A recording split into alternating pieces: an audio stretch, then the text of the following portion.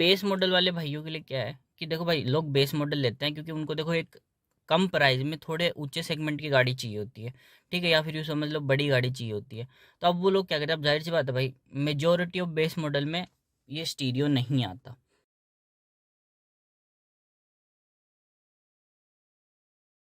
Hello भाई, welcome back to my channel. तो भाई आज मैं आपसे बात करने वाला हूँ ना कि अगर आपके पास गाड़ी है ना, कोई भी हो, चाहे फ्रोंक्स हो या फिर आपने कोई भी गाड़ी ली है, तो भाई लोग क्या करते हैं, 10-11 लाख की, 15 लाख की गाड़ी या 20 लाख की गाड़ी तो ले लेते हैं, लेकिन फिर ये कंजूसियाँ करते हैं, ठीक है।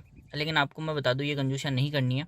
ये कुछ पॉइंट्स हैं, मैं आपको बता रहा हूँ, इनका आपको ध्यान रखना है प्रॉपरली और फिर उनको फॉलो करना है भाई, क्योंकि आपने इतनी महंगी गाड़ी ली है, इन छोटी मोटी चीज़ों से कुछ नहीं जाता, ठीक है भाई। तो चलो भाई, इस वीडियो को शुरू करते हैं। तो भाई जो पहली कंजूसी लोग करते हैं ना, वो है भाई अलाइनमेंट और बैलेंसिंग चेक नहीं करते, ठीक है। अब भाई गाड़ी देखो, लोग गाड़ियाँ ले लेते हैं, ठीक है, फिर सोचते हैं यार क्या होगा, सर्विस पे हो जाएगी अलाइनमेंट बैलेंसिंग चेक, क्योंकि देखो कुछ को तो आलस आता है, ठीक है, और कुछ भाई होता है कि यार कौन ही 150-200 रुपये लगाएगा, जब होगे, जब सर्विस होगी तब अपने आप ही अलाइनमेंट बैलेंसिंग चेक हो जाएगी, तब की तब देखेंगे, ठीक है। लेकिन भाई ऐसा नहीं करना, आपको टाइम टू टाइम रेगुलरली अपने अलाइनमेंट चेक करवा लेने। देखो बैलेंसिंग तो कहीं जाती नहीं, ठीक है, उसका तो आपको वैसे गाड़ी के अंदर फील होने लगेगा, तो बैलेंसिंग की तो इतनी नीड है नहीं, आप alignment time to time check कराते रहो। अब वो टाइम पीरियड मैं अपने अकॉर्डिंग बता रहा हूँ भाई, मैं कोई गूगल नहीं कर रहा, मैं अपने टाइम पे करा रहा हूँ, वो है भाई 3000 किलोमीटर या 3500 किलोमीटर पे मैं अपनी गाड़ी का अलाइनमेंट चेक करा लेता हूँ, ठीक है। उसके बाद अगर थोड़ा बहुत भी आउट होता है तो मैं उसको सही करवा लेता हूँ, अगर नहीं होता तब ठीक है भाई, क्या जाता है भाई, 100-150 रुपये लगते हैं बाहर से करवाते हैं तो, और कोई अच्छे से करवाते हैं तो, ठीक है भाई, तो उससे कोई बड़ी बात है नहीं। तो इस तरीके से मैं, अब अगर गाड़ी को आप अलाइनमेंट बैलेंसिंग रहते हो तो आपका टायर भी लंबा चलता है भाई, और to be very honest alignment balancing ठीक रहता है तो चलाने में भी स्वाद आता है गाड़ी को, वरना भाई वो गाड़ी इधर उधर रहती है, भागती है, अनस्टेबल सी रहती है, तो वो मुझे थोड़ा अच्छा नहीं लगता, ठीक है। इसलिए मैं अपनी गाड़ी का 3000 से 3500 किलोमीटर जैसे ही चलती है, चाहे वो सर्विस के बाद हो या नई गाड़ी हो, मैं अलाइनमेंट चेक करवाता हूँ, थोड़ी बहुत भी आउट होता है तो उसको करवा लेता हूँ, ठीक है भाई। तो ये हो गया अपना पहला पॉइंट। और भाई इसमें मैं एक एक चीज़ और ऐड करना चाहूँगा कि कुछ लोग ऐसे भी सोचते हैं कि भाई अपन तो ज़्यादा गड्ढों में गए भी नहीं या फिर ज़्यादा कुछ इतना किया नहीं, तो अलाइनमेंट तो कहाँ से आउट होगा, इसलिए भी वो नहीं करवाते। लेकिन भाई देखो, अलाइनमेंट अपन को पता नहीं, अपन को आंखों से तो विजिबल होती नहीं है चीज़, ठीक है। या तो ज़्यादा आउट होता है तो ड्राइविंग में होता है, फ़र्क पड़ता है, या फिर मान लो कम, थोड़ा बहुत कम अलाइनमेंट आउट रहता है ना, तो इतना कुछ खास पता नहीं चलता। तो भाई मैं तो सजेस्ट करूँगा, देखो आपकी मर्ज़ी, और बाकी चेक करा लिया करो 3000 से 3500 किलोमीटर पे। और भाई जो दूसरी कंजूसी अक्सर लोग करते हैं ना भाई, देखो 10-15 लाख की गाड़ी ले ली, बढ़िया, ठीक है, गाड़ी को वॉश अभी भी भाई क्लिनिक प्लस से कर रहे हैं, ठीक है, हेड एंड शोल्डर से कर रहे हैं, तो भाई मैं उनको बता दूं, देखो वो शैम्पू गाड़ी के लिए नहीं बने हैं। आप अगर आपको ज़्यादा नहीं है ना तो आप उनसे वॉश करना, ठीक है।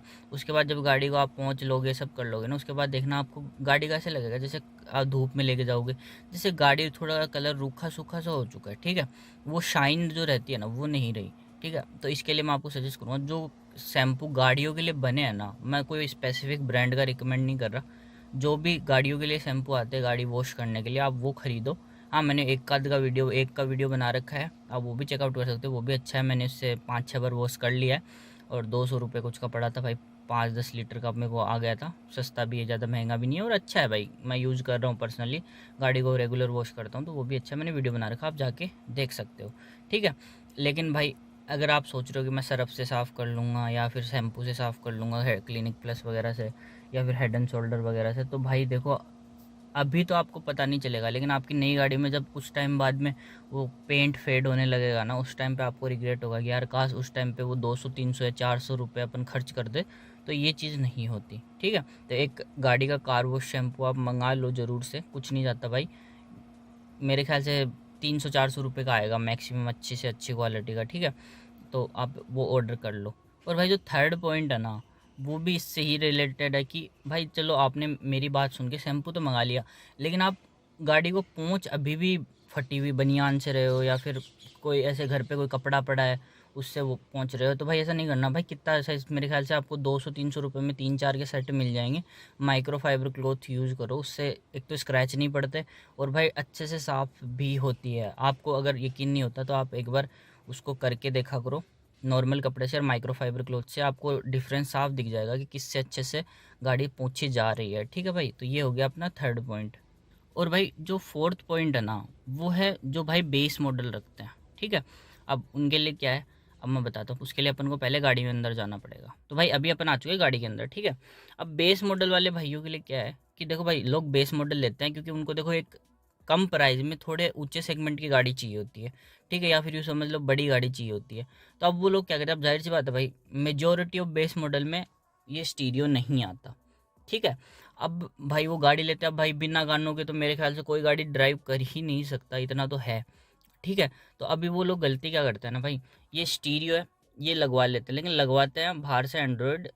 एंड्रॉयड ख़राब नहीं आता, मैं नहीं बोलता, लेकिन भाई लगवाने के बाद ना वो लगवाते हैं थोड़ा सस्ता, सस्ते के चक्कर में कि भाई 8-7 हज़ार या 10 हज़ार में अपन को अच्छे से अच्छा मिल जाएगा, ठीक है। अब उनकी भाई देखो, अगर वो आपको कोई 8-7 हज़ार में कंपनी का भी मिल रहा है तो मेजोरिटी ऑफ टाइम वो चाइनीज़ होता है, वो कम डुप्लीकेट पीस होता है भाई, मैं साफ बोलता हूँ, ठीक है।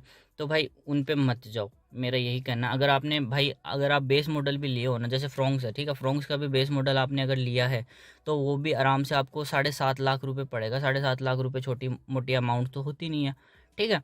तो अगर आपने 7.5 लाख 8 लाख रुपए खर्च करे हैं ना, तो मेरे ख्याल से आप ये 20 हज़ार तक का लगा लो भाई, कुछ फ़र्क नहीं पड़ता, 20 हज़ार ऊपर और दिए सही, ठीक है। लेकिन ये अच्छी क्वालिटी का लगाओ, चाहे आप एंड्रॉयड ही लगा रहे हो। देखो अब इससे आपको दिक्कत क्या होगी मैं बताता हूँ।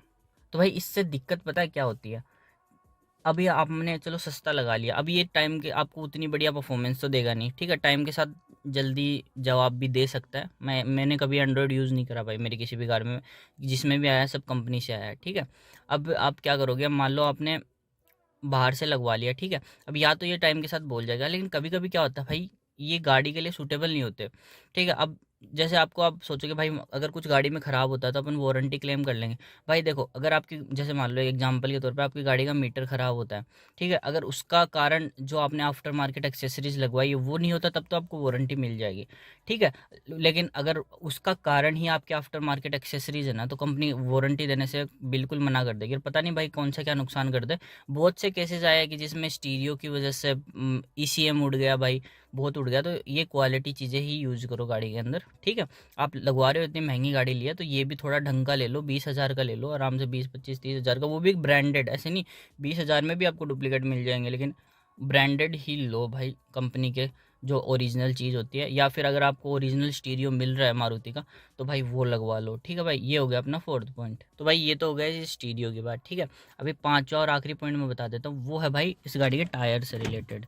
अब भाई इसमें गुडियर के टायर आते हैं कंपनी से, ठीक है, देख लो, ठीक है, ये टायर आते हैं। तो भाई आपने देख लिया, इसमें आते हैं गुडियर के टायर, जो कि ठीक है भाई, मैं इतना अप टू द मार्क तो नहीं बता रहा, लेकिन हाँ ठीक है, कंपनी ने दिए तो देखो चीज़ तो ठीक ही है, ठीक है।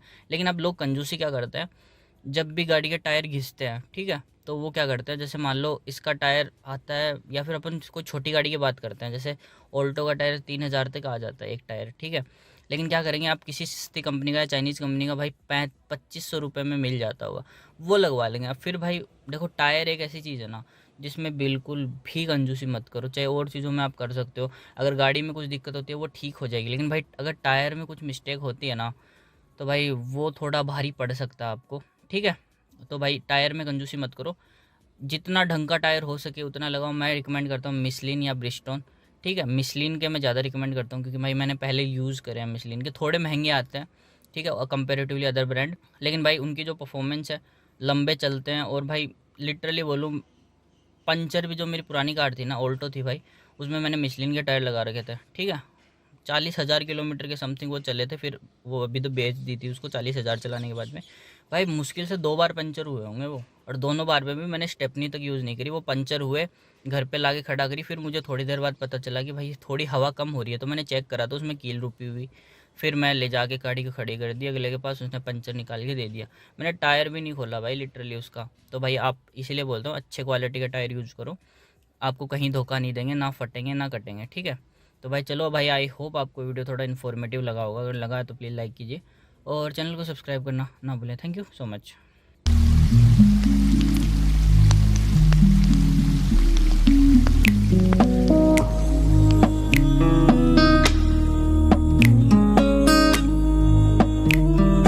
आके बैजा खोल मेरे पहले तो सही, अंजू मेरे रुल दोने दिल ना करी।